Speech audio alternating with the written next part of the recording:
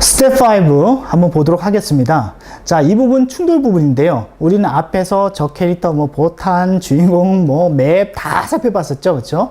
다 살펴봤었고, 이제는 중요한 사항, 뭡니까? 서로 간에 어떤 연관을 주는 부분이 바로 이 충돌 부분이죠. 그쵸? 그 다음에 득점이라든가, 다음 스테이지로 넘어갈 것인가, 아니면 실패로 갈 것인가, 성공으로 갈 것인가, 이런 부분들로 전부 다 이 충돌에서 전부 다 체크가 되는 부분입니다. 그래서 충돌 체크 부분이 이렇게 정확하게 쫙 나와 있는데, 자, 여기서 보게 되면 어떻습니까? 주인공 탱크하고 적 탱크하고 주인공 탱크하고 포탄하고 적 탱크하고 주인공 탱크, 이런 식으로 쭉 나와 있죠. 그래서 주인공 탱크 입장에서 충돌하는 대상들, 적 탱크에서 충돌하는 대상들, 그 다음에 적 포탄 입장에서 충돌하는 대상들, 그 다음에 경계 영역 충돌, 방어벽 충돌, 블록 충돌 해서 이렇게 우리가 살펴볼 수가 있습니다.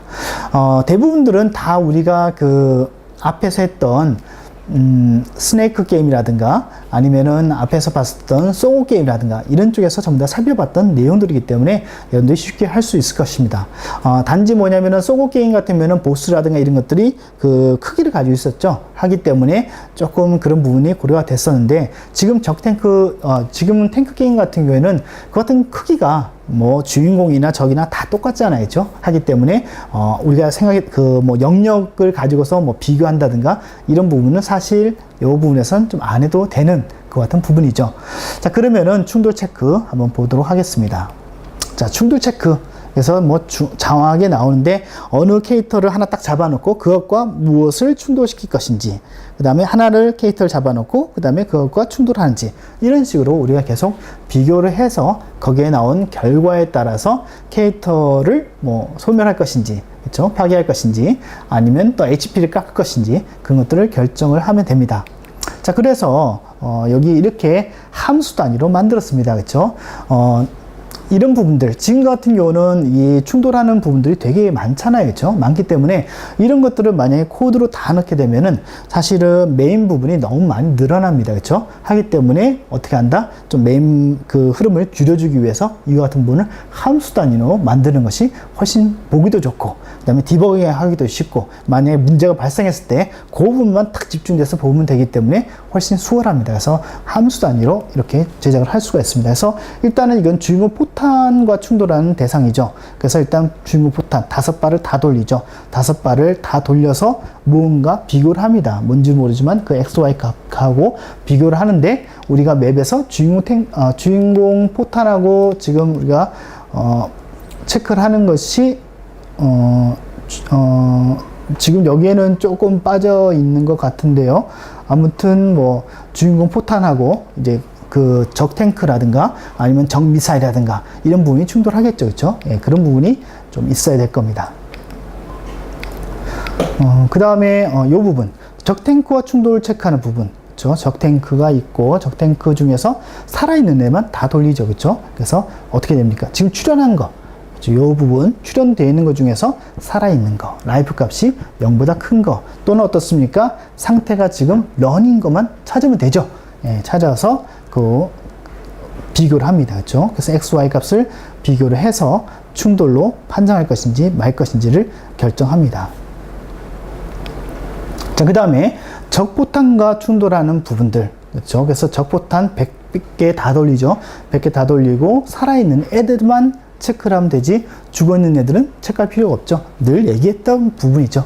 그렇게 해서 충돌했으면 1, 충돌 안 했으면 그 0을 리턴하고, 그 다음에 충돌했으면은 이 적 탱크의 포탄 같은 경우는 어떻게 해야 됩니까? 라이프 값을 0으로 해줘야 되겠죠. 그렇죠? 이 부분이 중요합니다. 0으로 안 해주고 만약에 넘어가게 되면은 충돌로는 체크는 되어 있지만 그 포탄이 계속 살아있는 걸로 되어 있고 계속 쌓아져 있죠. 쌓아져 있기 때문에 나중에는 사용할 포탄이 없을 겁니다. 그렇죠? 자, 그렇게 해서 일단은 충돌을 여러분들이 전체적으로 한번 해보시면 됩니다. 그래서 이것도 소고 게임에서 이미 했던 내용이기 때문에 이 정도로 내용을 마치고요. 중요한 것은 그것을 함수 단위로 여러분들이 끊어서 이렇게 한번 해보는 것이 중요하겠죠. 자, 그 다음에 게임 화면 출력해주는 부분들, 누차 했던 부분입니다. 그렇죠? 그 다음에 게임 스테이지 정보. 그렇죠? 게임 스테이지 정보는 이미 우리가 툴에서 다 만들었었죠. 그렇죠? 그래서 그 파일 그대로 그 정의된 그 구조체 그대로 데이터를 가지고 오면 됩니다. 그래서 보면은 뭡니까? 적 캐릭터 수, 뭐 출현 위치 개수, 뭐 출현 위치 포인터, 그 다음에 뭐 위치겠죠. 적 출현 위치. 포인터를 해서 여러분들 포인터라고 생각하면 안 됩니다. 그렇죠? 조금 그렇긴 한데 적 출현 위치 포인터인데 요거죠. 요거. 그래서 적 개수에 따라서 그 위치가 결정되고요. 그 다음에 보스 초기 위치가 있죠. 그 다음에 주인공 탱크 초기 위치가 있고 적 탱크 종류 개수 해서 이와 같이 스테이지라는 그 구조체 변수로 이와 같이 정의를 했습니다. 이 부분은 이미 앞에서 툴을 제작할 때 이미 했던 그 같은 내용이죠. 자, 그 다음에 게임 진행 정보. 이거는 뭡니까? 앞에서 우리가 봤던 스네이크와 동일합니다. 그렇죠? 스네이크가 동일하고 뭐 별다른 게 없죠. 하지만 여기서는 뭐 우리가 소고 게임과 같이 뭐 보스가 나온다든가 이런 부분들이 없기 때문에 뭐 보스워라든가 이런 부분은 빠지고 앞에서 우리가 계속적으로 해왔던 그 구조 그대로 들어가면 이제 게임이 하나 완성이 됩니다.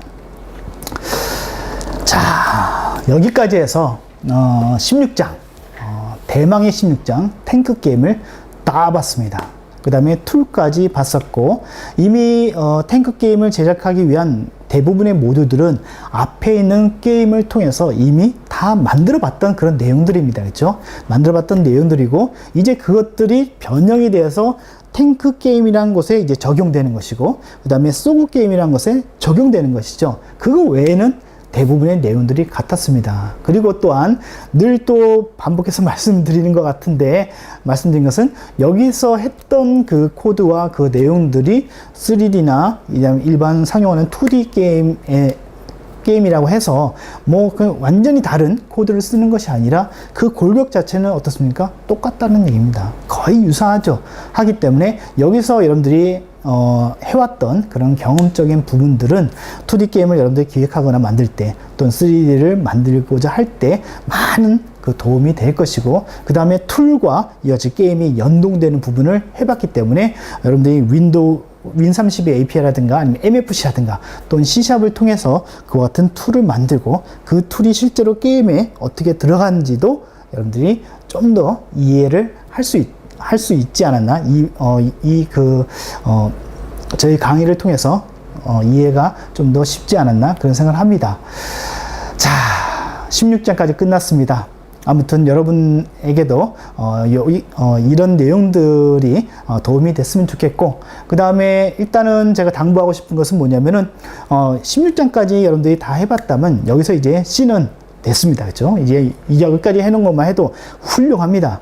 여기까지 스탑을 하시고 그 다음에 이제 C프를 하십시오. 그렇죠? 그래서 C프를 하시면서 이제 C의 어떤 모듈을 C의 형태를 가지는 윈도우 프레임이 있습니다. 그것이 바로 이제 윈32 API라는 것인데 이 윈32 API는 우리가 게임을 실제 3D라든가 다이렉트X를 구동하는 그 가장 기본적인 아주 기본적인 그 같은 모듈이 됩니다. 하기 때문에 지금부터는 여기까지 내가 다 했다 치면은 여기서 일단은 게임을 C를 이용해서 게임하는 것은 잠시 멈추고 그 다음에 C프를 여러분들이 공부를 하시면서 요것을 무엇으로 바꾼다? C프 형태로 바꾸면 됩니다. 근데 여기서 한번 여러분들이 C프로 바꾸어 보시면 아시겠지만 여기서 배웠던 그 내용이 C프에도 똑같이 적용됩니다. 그렇죠? 그 다음에 그 구조체로 만들었던 그 내용들, 그 다음에 함수로 만들었던 내용이 나중에 C프 안에 그 객체 클래스 안으로 속속 들어가면은 하나의 게임이 완성되는 그런 것들을 아마 경험할 수가 있을 겁니다. 그 다음에 윈32 API를 배우셔서 그와 같은 그 윈도우 프레임에 대한 기본적인 개념을 여러분들이 잡으시면은 아마 요 C 끝난 이후에 과정이 맞지 않을까 생각되고 요것이 끝나면은 이제 다이렉트 X를 이용해서 뭐 3D를 하시든 2D를 하시든 상관없이 여러분들이 프로그램을 하시면 됩니다.